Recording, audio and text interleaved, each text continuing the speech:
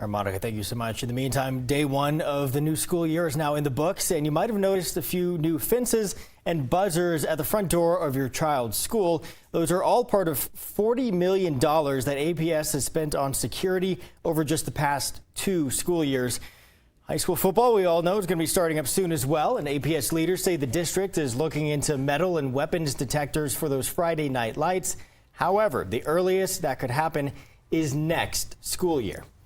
You know, we can't talk about school safety and security without talking about guns that students bring at different campuses every single year. And as school leaders make the plea for this year, prosecutors are still working toward punishment for students who brought guns on campus last year.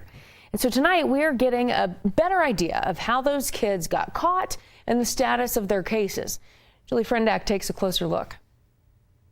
This is an interactive map our 4 Investigates team created to track guns on campus at APS schools and Albuquerque charter schools since the start of the pandemic. It's organized by color on this side. The green ones are just from the last school year. There were 13 incidents of students bringing guns on campus involving 17 students, and only a handful of those cases at this point are closed.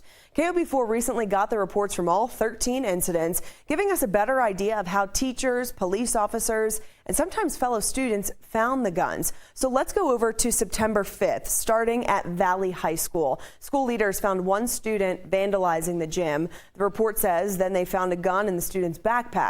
That case is closed, and the student in this case got probation.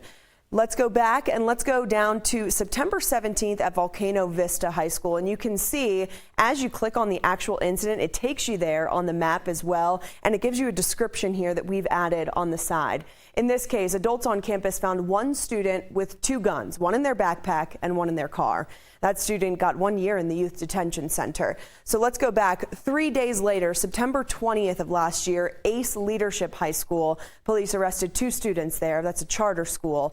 Administrators thought at least one student was connected to selling vapes on campus. When searched, they found guns in each student's bag. One student is spending a year in the youth detention center. The other student's case is still pending. We talked with District Attorney Sam Bregman last week about sentencing these cases.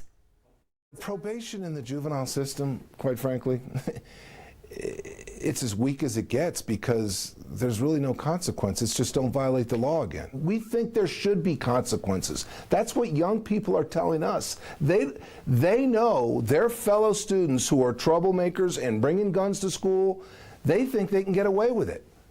And we got to stop that mentality.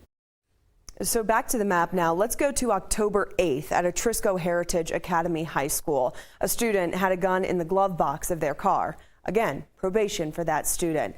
And finally, of all these cases, these are the closed ones. February 21st at Cleveland Middle School. When police asked to search one student's backpack, that student took off running. Officers later found a pistol in a nearby dumpster. And this case is unique. The DA's office says a witness isn't cooperating here. And the other 10 cases on this list from last year, again, these green icons here, they're all still pending. You can use this tool yourself anytime on KOB.com under 4 links and also in our Back to School 101 section.